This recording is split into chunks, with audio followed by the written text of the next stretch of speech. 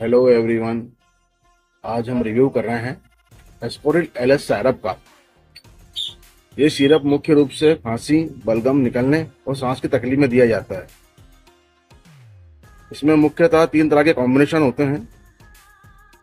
दोस्तों, पहला होता है लेवोसाल्बुटामॉल, जो सांस की नलियों को खोलता है। दूसरा होता है एम्ब्रेक्सोल, बलगम को पतला करता है। और तीसरा होता है गुफेनसॉल, जो बलगम को बाहर निकालने में मदद करता है। दोस्तों, ये जानकारी आपको कैसी लगी कमेंट में हमें जरूर बताएं। और अगर ये वीडियो आपको अच्छी लगी हो तो इस वीडियो को लाइक करें, शेयर करें, हमारे चैनल को सब्सक्राइब करें। Thank you.